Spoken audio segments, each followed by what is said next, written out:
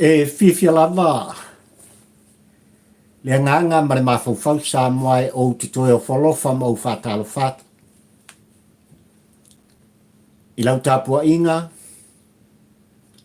i lau mai moanga sa moai, i ai mai se fōi. O lau whāwhongwhonga tāpua i mai tutonu mō ta malawa. I ama so se mea lava o lo whapea o na whāwhonga i ai. Le pa ia mane mamaru o e sa moa lo wātunu pele i le tu alanga pali i tampo ua ai le polango. Ion. Le nei foi tau di ngalua sa moai o le aso ua foi mai e le tua i loutou soi fofalau. Ai mai se foi o le ola whatau wa o la autou au au. Mua ia mua o. Le vi inga le whaafetai i tāpa au i le lagi. Ona o lana taitai tama. I le soifua o e Samoa ai mai se o le ola whatawa o pani. Yo. Nei la Samoa ai ma le nei te au li ngurua ua. Maua fo i awanoa. I le aso whaatulanga ina e pei ona iei tātou polo kalame. Ia o te tu alangai. Ma o longolongo pui ali i. Lau tāpua inga.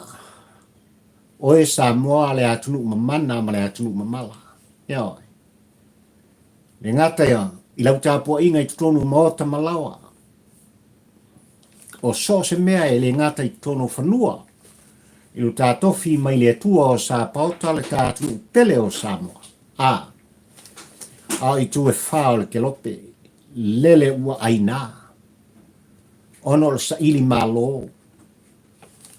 O tātou tangata. Ia oi. Mele o te toi o whalofa mau whātalo whātu. Ia i le pa ia poto Samoa. Se a fio mai a. Tala mai au. Su mai a. Mariu mai le pa ia. O e Samoa poto i. Maota nei. Toso le tātou whala. Se awa tu au mai se motunga afa. Se langona whatau wa. O se manatu o papali i tampo ua ai le polang. Ia o te longo i nai lau tāpua inga. I mea sa tutupu. Ua tutupu. Ma mea o le a fori mai. O le a tutupu i tā malanga whai pēa ngai. I luma sa moai. Mo nei mātai au. Ioi. Ai whamai whawhisili tele o le polo kalame ua wha autu i ai. Ia le launga wha tampo ua ai le polango i nei te au li ngalua sa moai i lau mai moanga. Le laina ua autu sia.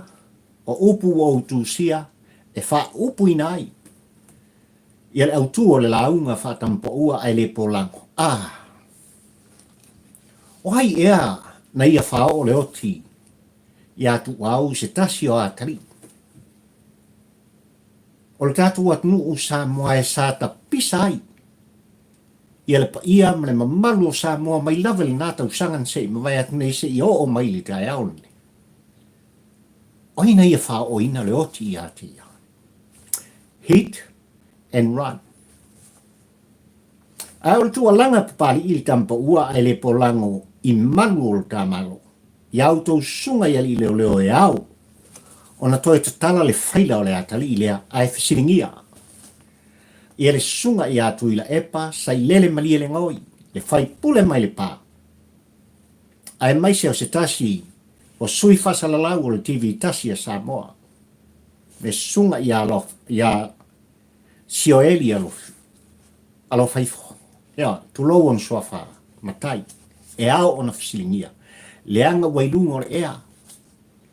Ia tūlanga le la polo kalame na tā uai. Ia le mata upu o wha autu inai.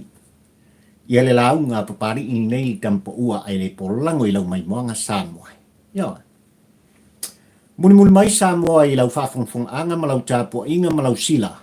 Mai moa i tāpolo kalame. O le ao i ai le ao telenga. O se langona o papali i tampo ua ai le polango i lau tāpua inga Samoa.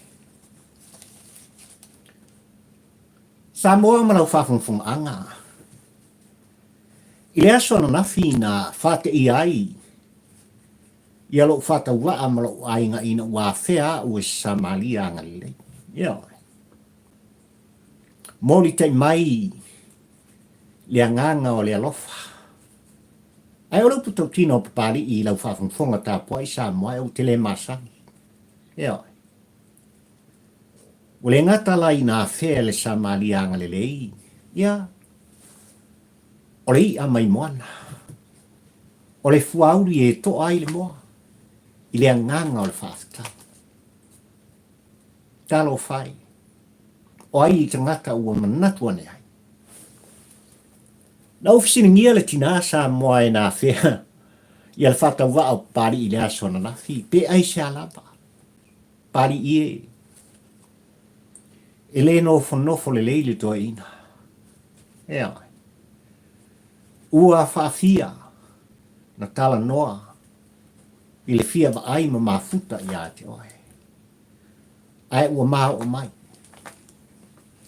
mori tai mai lei a mai moana e mai se foi o le fauri a wā se tali ngā sua I lau sunga pa I le nganga wha malo ma le nganga wha aftai o le nei tua a sina mo lo whatau wā bo mori e tua I le nganga o le wha aftai tele malita ele o lo whatu sana poai ia o hai e hali tangata ua e manatu ane o leo puto tino o papali I o tele mana malama pe o tele I mafuta fo ai a fai e au ngā se tu o langa a fai ua tauia se au omnanga ma se tu musu a papali I le whafonga tā pua I ana I utu a sina I tono mota malawa Faftai I le nganga o papali I le tampo ua ai le polango pe lawa no au fai atu o tele solmuri o te tautuaina o e sa moa o atu ni pele ia alofa le atua o sa pota ia whapena o na wha manu I atu ia te oe te mamatua me ai ngali le whanau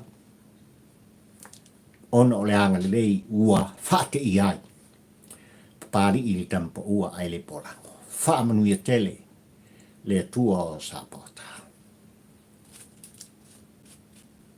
ai le aso fo iana nafi sa moai na o mai ai se vala au ia papali I nei li tampo ua ai le polango e winga I ta por kalame le sa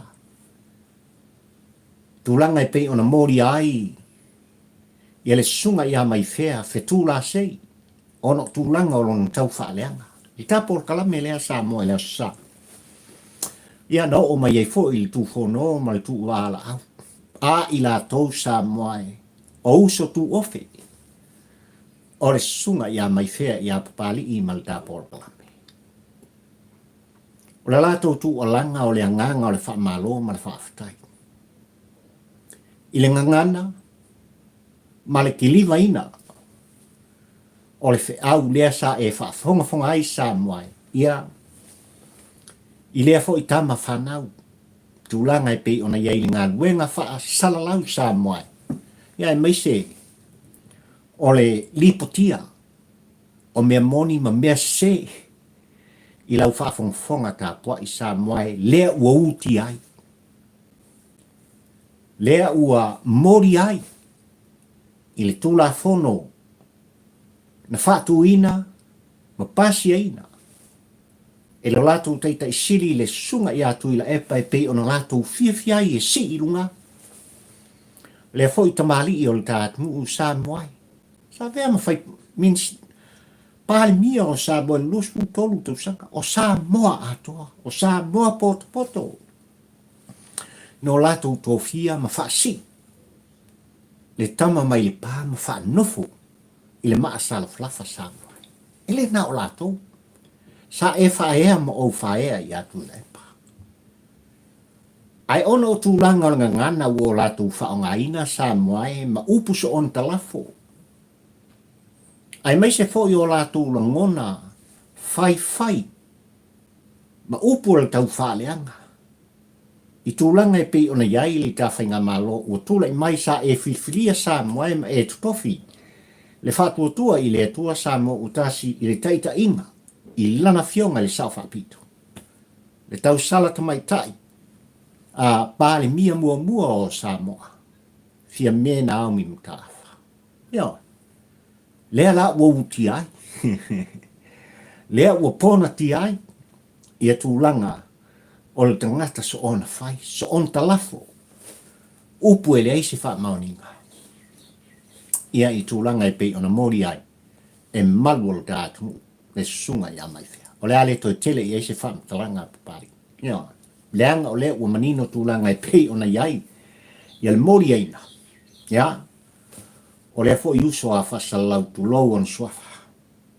Ia, melea ai gae ma I lato uma sa whapena ona bal au mai le asona nafi. Whawhitai, tātou tau whaitataru. Ia, a whaifo ua tau fisimingia le kampa ua ai le polango se I alo whane, I le tus whalau o mai whea wha mole mole atu. I le wha fonga sa mo poto ai maise.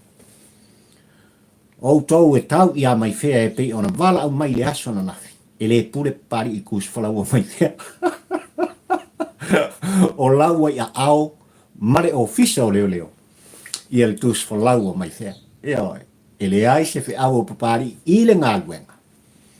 Ari malu o tātu, a wālawa le pui puinga. O sa moa ma le saonga le mū, le pui puinga. Mai tūlanga so on ta lafo I upu o tangata. Mele o te wha maruru o tuai, kako kau whai kakalu. Ia, lei on tātu tau whai te tau. Ia taulu tūlanga e pei ona iai. Ia, le uso a whasalau e pei ona a fiaisi ona whatawa I tono le tātu I nei vai tau. Ia, le alawa I mai tau atu o lai fia le uso. O lo ala usu pe I tūlanga e pei ona iai whontanga le kālesia maru le kālesia me tutisi ma le kolfinisia le kālesia nei vai tau. Ia, ai pei lava o si tangata fo nei o lo iai se taula tele o lo toso mai iai o ia. Ia, ai tātou tau whai te talo I le tua. E ao ngā me e tutupu. E ao iai, e whaatonu ai. Ina ia poto ai. Le tangata o so ona whai. I lona lalo langi. Pea ngau whaia. Awa sao sawa. Ia, le leianga whai ma wha le mu, whai ma tau whili ta awale, siaki Tuau. Ai de vai. Le anga a sao sawa mso o ngaru, ai le siakia mene I sa mai o lupu moni e pā. E pā le afi o le ta awale. Ia ona mu ai le o sesi. Melea, ia. Ia te utou sa tu wala au mai ia papari I le aswana na filianga e au na au wha leo ina. Ia utou langona. Whaafitai te le lau tau tāpua inga. Pea whai ua mani e sao lau whaafonga. I le moni o le tu alanga ma le tu musu. A papari I nei le tampo ua ai le polango. Ia oi. Samoa sa tapisa ia api o folinga matustusinga nga I le mata reva le mata whanga. Ia, I sio I tu malo pele o le whanga mwhalease la. Ia, I tūlanga e pei ona iai. Ia le whaafitinga a le anga I tūlanga o le tō wha, le moe ma le whaututanga ua. Le a fio o tamsuafa ia le malu ma le mamea. Ia, le fio le usoli ia ia. Le malu ia sa le ali. I tūlanga e pei ona tau fi ai se tasi sa whapena o ni e whātino ina. Ia lea fo I mata anga mātanga o fia I tutonu o sa o le matarefa. Ia. Ai o se tala o fia ai le loto o ma le whātau wa o papali. Ila nei tau ina o whaita watu I tūlanga e pei ona iai li poti. O I o le a whapea ona pua ina ai. Ia. Ia le vaenga tolu. O le Survivor Australia. Ai, tātou patipatia tūlanga e pei ona iai. Ngā tai whale o le whanga mwhalasela. Leone I ila. Lele o lo whapea o nā whio I tamaswafa I ale manu ma mea leo sori ia oe sa leali. A whai o le tō whalea le moe ma le whaututanga na mafuai o na tā penga na lei. Ia lea ma tā whanga. awalava ni ngalo ua whaaluaina. Ua whaaluaina i le palataiso. Tūlanga e pe ona pu e le ata ma lawilo ai sa moa i le laulangi atoa. E le akakama o ke le kupa. Return to paradise. Lea ua. Toi ave i ai le whaamomua. Ia alea fo i Paul Kalami tele Australia. Iau ele malo ngata i fale. Malo mata whanga ma leone one ila. O le whanga mwhale ase la. O se whaalawi loa. E ma eu le matango fie. E le ngata mo nei. Ai o atai ao ma liumana i Samoa. I le lua afes fuma le ono i tūlanga i pe una ili Paul Kalami le Samoa e sanga i atu ma. Puina i le vao fale la tai. Ma le whanga mwhale ase la. I le whanga ongi o le tama o sua. Muri o whanua ala. Tasi lea wa ainga mātango fie pe ona iai. Ma ua sala la wai. Ia le lanu lau awa. O ele o Samoa i le fo i Paul Kalami e Tuau i le lalolangi ato. O le lanu moana o lon ngata i fali. Ma le file mu. O ele o lo tātu u Samoa. Lea la ua toi whaaluai. I le siu i meolo ia i le one i ila. Pei ona au Tuau Samoa. I le whanga mwhalease la i le vao ma Tuau ma salamu o ele patino.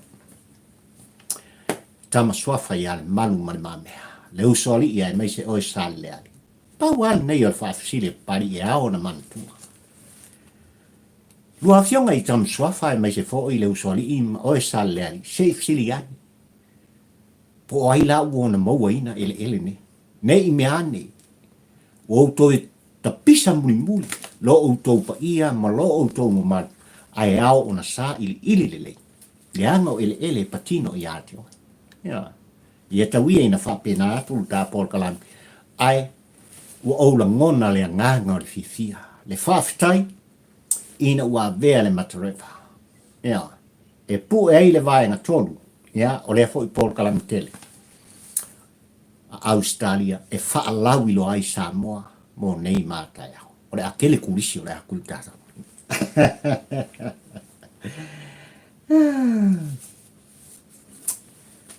Samoa malau tāpua inga. Ua tu sa o le finangalo o Tuilaepa sa ilele malie le ngaoi ma e kale sia i siusenga. E pei ona whale o ina ma whamtalaina e Tuilaepa. I lana Paul Kalami e whai pea i a fiafio sa ngai.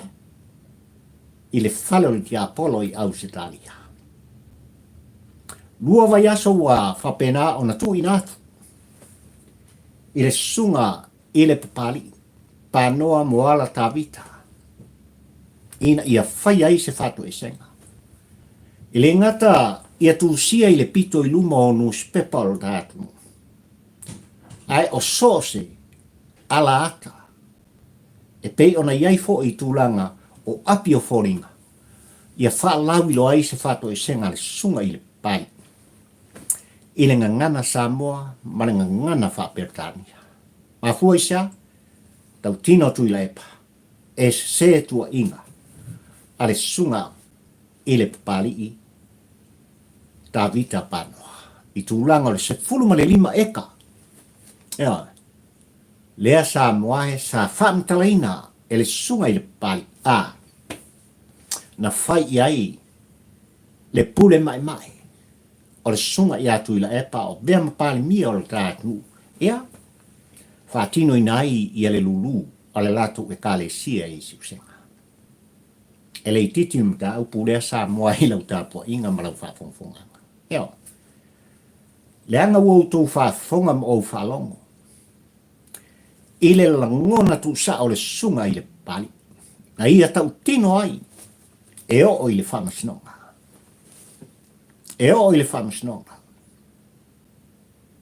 I so se taimi lava Tuilaepa e te toi tala noa mai ai i a papali wa e iloa le mea o le atupu. E lena pauia. O le a fofola lo fala. Fofola lo ta fala. Ai wha fofonga ma sila le atunu atoa. I le ano no ai, o mea o lo whapena o na tā ua le sunga i le pari a. O lo ia tua i ai i tūlanga o le pule tutu. O tūlanga e pei o na whao ngai nai, le malo si anga ma le pawa sa au i lima o Tuilaepa o vea ma pali mia o le tātunu sa moe. Ia, ma le whao ngai na. O a seta le atunu e patino i ate oe sa moa, ma pali i le kampo ua ai le polango. Ia, ele umar fitawinga lea. Ma o le upu tino le nā pali i le kampo ua ai le polango. O lea la ua umai le whaamtalanga ale sunga i a Tuilaepa, on behalf o lana e kalesia. Pari panoa, tavita, ia whaia sau whātu e senga, o te tui nātu le lua vai asa. Ia, le anga e le moni au tuai.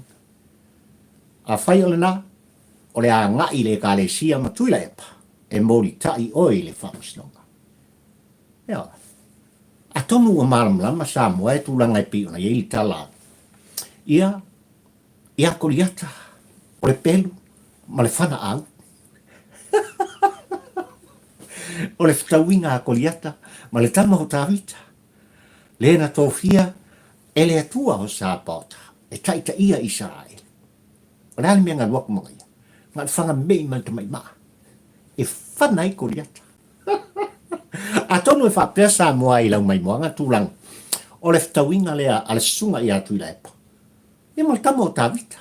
Ia, sa i Leoleo le koliata. O le tangata ua lau iloa ai, tātunu. Ia, i le whana au, ia, o le sa tūlai mai mutangiolo, a vema, pāli mia o sa moe le lua spuntolu tau sanga, sa ia te ia le pawa, sa ia te ia le malusianga, sa ia te ia le pule ato toa e pule ei, mea tō tino umal tātunu, ma oe sa moa ma papari ilile. Ia, me makau kia ngā, e whtawinga le a koriata mtawita. Ma tāwita mo ala sa moa e malau tāpua inga. Sa avea ma CEO, o le nupi wha, avea ma pule o le ofisa o whātua anga le tātunu. E whoringa maila. E ei mea te tele o le ao, i ei le whtawinga le tōrua lea. Ia, o i le whamasnonga. Le anga o le whamasnonga sa moa e. O lo o tai tama i tūlanga i pei o nei ei le whainga māloa le whātutua i le atua sa moa o tūlanga. Ia, o le o i le whamasnonga, o le tūla whona, e maua i ei le tali o me omba. O na manino lea, o lau tāpua inga, sa moai, i le kele o ngei, o ngei mai mea e wheku lengi solo mai, ia, kolosia i solo, ia, i la au tū tāpua inga, o la au tū whaafunga anga, ia, ua wheseu ta i solo ai. Ma tā upu a noa, e au, ona iei le malamlama anga o e sa moa malau tāpua inga i upu whai o le tātu. Eo. Me lala nā sa moa e malau tāpua inga e leititi. E whaisi tele o tūlanga e pei o nā ngai mai. Ia, i le nei vai tau o le soi fuang whalau o e sa moa le atunu pele. Ia, e mai se fōi o le whata ua au pari. O le a kosol ka whala mi tā upu e pei on au tū i ai. Ia le launga papari i le tampo ua ai le polango. Ia. O le memo mua sa moa e le i o se whaamtalanga i ano whale o mta upu. O te mana o te whaafonga na e mori mawina mai papari i nei le tampo ua ai le polango sa moa e le uatunu pele. O te lui tau inai. O te tui na tuai se lui. Ia. I le tamale o tole ia wa o ke le lopo so na fale tua le tina ia fa tu i dai nafi ia wa le lopo ai ngo nei tangata o te fa ngo ina ia le fo i uso a fa salau ia tole ma fuaisa o te fefe ta u swafa tole fo ia le anga ua manino i fa salalaunga ma le fa lau i loa a suri o swafa tole a fo. Ele i whaia se sao whai al nei tangata. E leo se suri moni. E leo se suri tautoto o swafa tole a fo. le tangata e pe ona o ta ua o lo whapena ona whaururu iai. Le maotol ki a Apollo i tutono o sini au Australia. Ia, ma si ona whalitua ma le tina o lo whapena ona lato o lua. Ia, ua whaingoina e o tātou tangata i tutono o sini o Australia o whaatū i le pai, po whaatū i le tainafi. Ma tutu pea, le afi ina ia whapea o na mūsasai. Ai, o le luia papali i a te o lua manisi, i lea fo i tūlangi i Samoa, o mai kako wo i Samoa. Ua tā pena papali i lang malanga i le aso mua o Augusto pe au liha le ora mane malos. Se i o i whanua, ai o te lu ina o tau o mai kako wo i Samoa. Ia, tato wo i Samoa, e se le mānei o le tātou atu. Wa lewa na tātou ai tau malele. Tarua ili nei whamai, tātou te aafi ai. Au mai kako malanga whakasi. Ia, leanga o ia i loa le moni o mea ia tau te whaiha. Ma mea ia o te tu o langa. Lea la u whafonga sa mo poto le atunu e pele ia papari o te lu ina. Ia lau susunga kole, ia ai mai se lau whaletua. Ia whaatu i le tei mafi. Tulau, kako wo i Samoa. Mai de koa mai fea. Le lau tau atua le mele na. E toa mai fea. Ia te utou. A whai la tau te fia tutoa fōi ma vea utou ni tangata lau i loa. Ia Samoa i so se whasala launga i so se tūlangi.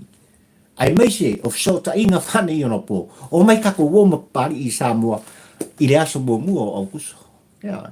Tato o tato wewa. Tato tilo. I le lanu mea mata. O ele o la au. O le tātofi na mai ele tua o Sapota. Le tātu pele o Samoa. O le lu inga ia ke ukou. A o le ua mori mawina. E lau whaafonga tā pua i Samoa. Tanga ka ua le mako woma kanga i Samoa. Kosa kako whala Samoa. Ua manino i lau whaafonga Samoa e malau tā pua inga tūlanga e pei ona autoe au mai ai mata upul nei. Ma Fesili ai o se Fesili e tūngā. O se Fesili e au o na malama i ei tāpua inga Samoa ma pari i tampo ua ai le polang ai a. Ma tua o le nei atali. Talo fai. O lo tangi pea le fatu man ele. Ona o mafutanga motusia. Hit and run. Ele phone mata upul nei Samoa. Wo ia ile tautalanga. Ile whaatalatan noina, e Sioeli, le risi, whasalalau, o le TV tasi Samoa e ma Tuilaepa i le afsan se i mawaiat nei le afiafi. E ma tautia tua inga ua whaia le sunga i a Tuilaepa. E winga lava, i le maliu fasiai, o le nei tama whanau o Samoa. Talo whai i nai mātua. Talo fai a inga o le atali ile. No mafia anga.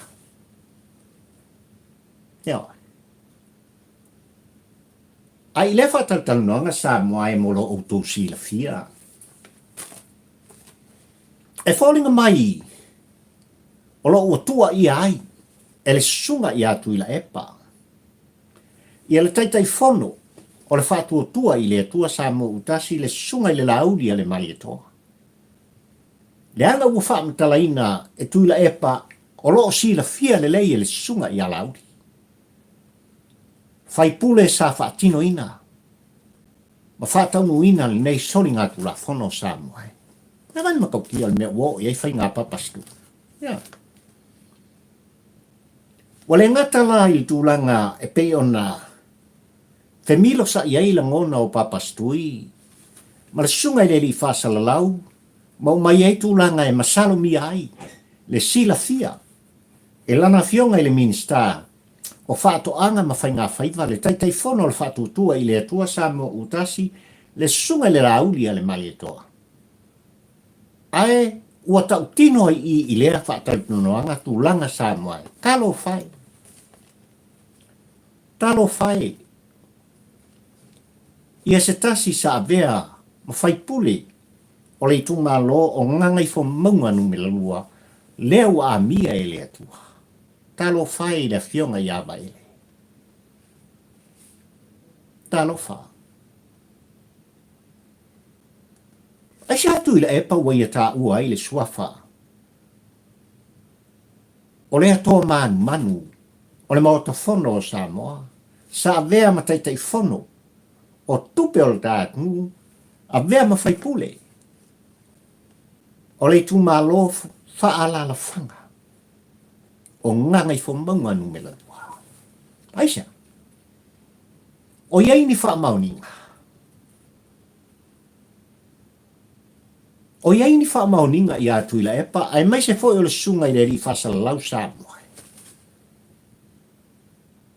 O iei ni wha mauninga, o le la wha ataltan noina, i le tūlanga e pei o na Fesili ngia i e papali i malan Paul Kalame. O ai, na ia wha o le oti, tu lau lau wha whangwhonga Samoa. I le atali i a Tuau. Samoa malau tāpua inga e tau lava ina o wha ilo i lau mai moanga, malau wha whonga anga i te au ringo lua le nei. I le mta upu nei, e lei titi le tapisa o Samoa, poto. E oi. Ai, e vea sia le tūlanga e pei o nei, le mta upu, o le vai tau, o vea singa o le avatu ma le au mai, le sa iringa po ai o le atula i mai, e kapitenina le sa o Samoa. O le mta upu na lau manu i ai foi, ia le ingoa o se tasi o fai pule o le mota fono o Samoa, le tō wha ia le pule rimoni ai afi. Na lau manu i ai foi, ia le suafa o le foi, fai pule o le mota fono o le tātu o Samoa. Ai olo ia papali i tūlanga e pei o na wha mauina ai. Ia le whaatala noina o le sa avea ma komisina o Leoleo o le tamalotu tō tasi Samoa. Ia vaitau.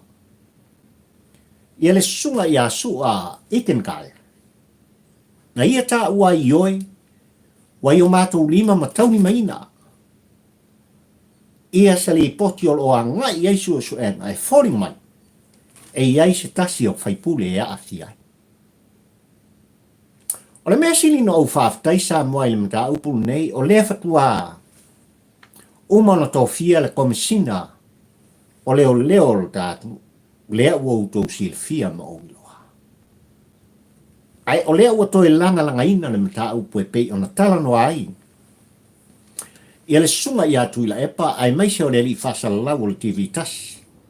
Al tātu nui pola sa ma la Paul Kalame Samoa. E whauringa mai i a papali i man Paul Kalame ma lau tāpua inga Samoa o lo mana malama i ei Tuilaepa. O lo mana malama i ei le sunga i le li whasala lau e fua i tū langa o le whātau noina. Bea leo alai no o tū alanga e au i le ofisa o Leoleo.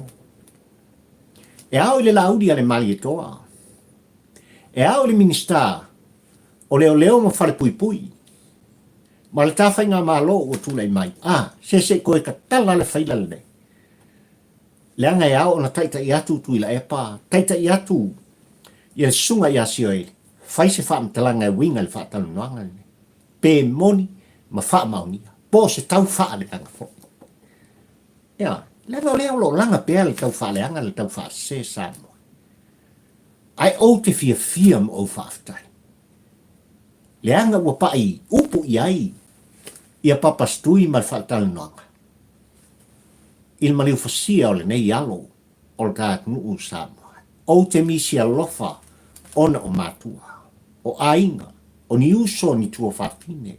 O se ainga tau ainga poto o le nei atali. Le no umane fioanga.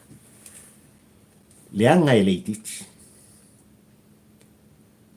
Ta alofa uau mai li tua o le atali. Ai o te whaafetai i le tua o Sapauta. I tūlanga e pe ona iai, le awa tū ma le o mai. Ia, le awa tū ma le o mai. Le anga le mele o le o tupu le vaitau nei Samoa.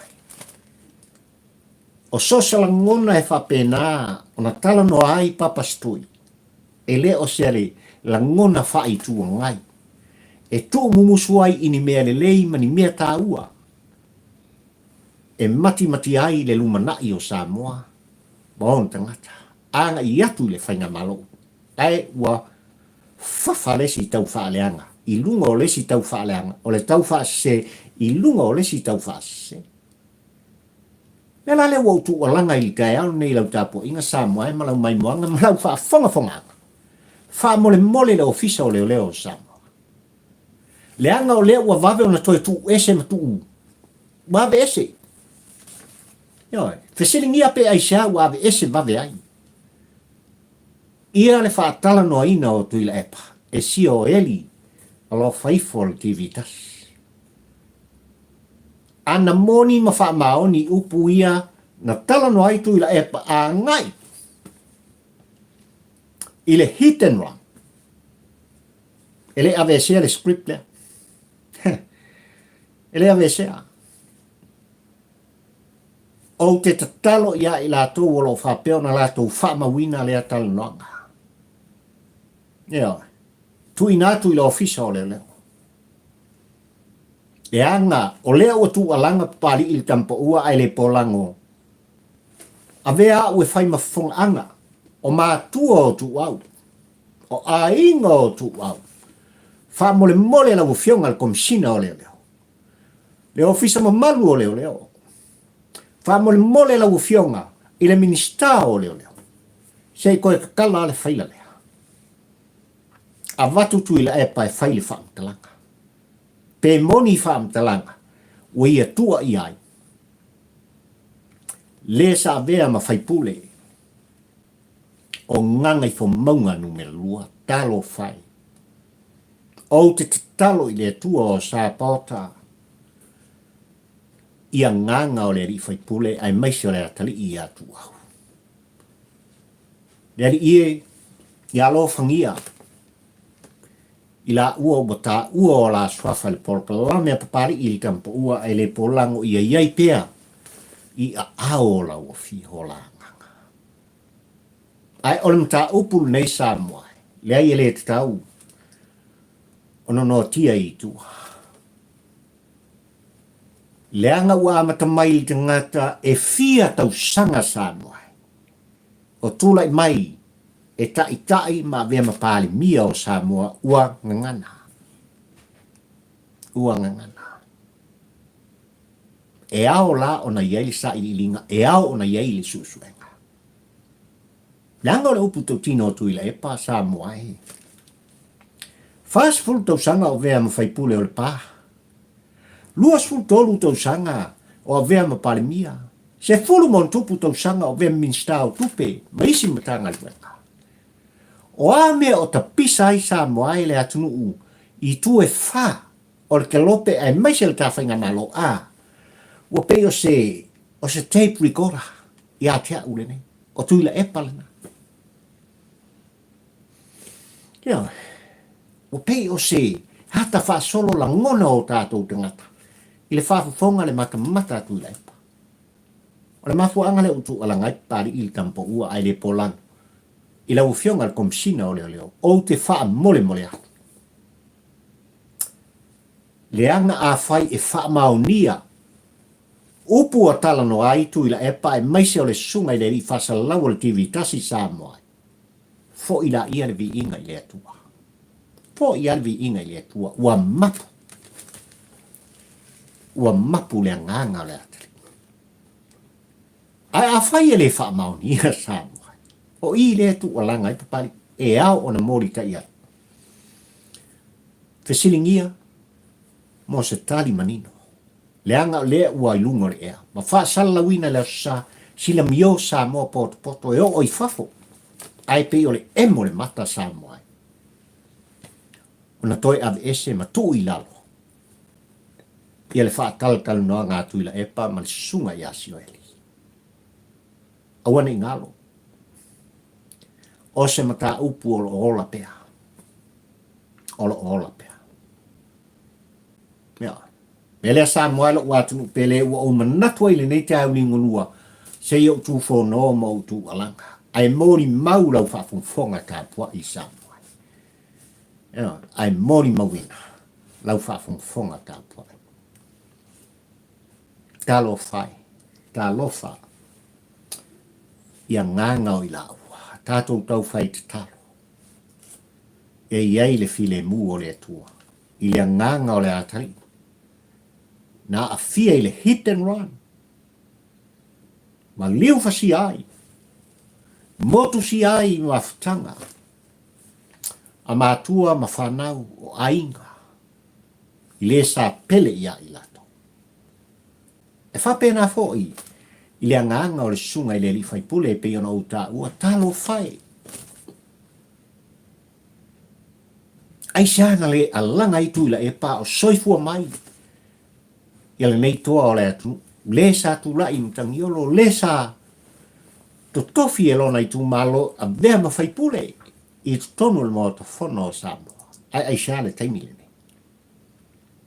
Ai siapa pastoi wa e tu alanga i le taimile. Ele solo muri pari e tu alanga ni rau pune. Se iyo ina ia maua se tali manino a wafa no noanga o lo no nofo ma mātua o Tuau. O na uso mon tua whawhine. O na tausonga ma lona ainga ma lona nuu ma lona afioanga. Whawhitai tele Tuilaepa i louto. Leo e toe la langa le mata au pu. Leo o tusi lau lima. A nga i le ofisa o Leoleo. A nga i le ofisa o Leoleo e mori tai ai le whamtalanga e pei ona lua whaia. Ma le sunga i a Sioeli. Le li whasa lau o le TV tasi al tātu.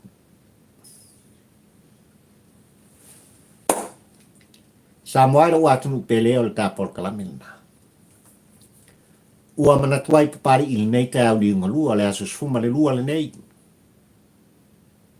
O iolai lua afe, lua sfuma le lua.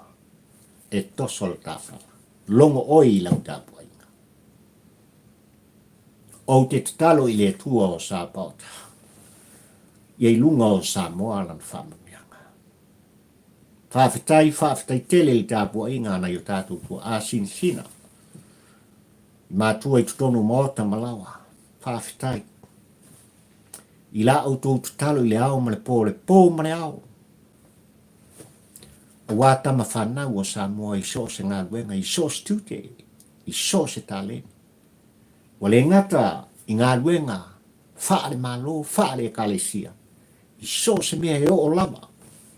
I le autinifu i au onga, o la au tō talo Leoleo lea na i o mātua. Whawhitai tele. Ai a, le ngā luenga whai pēa, ale ainga sa le vi mo oe Samoa e, i lo soi fua mo le uola whale nganga. Amu ia oe, amu ia au.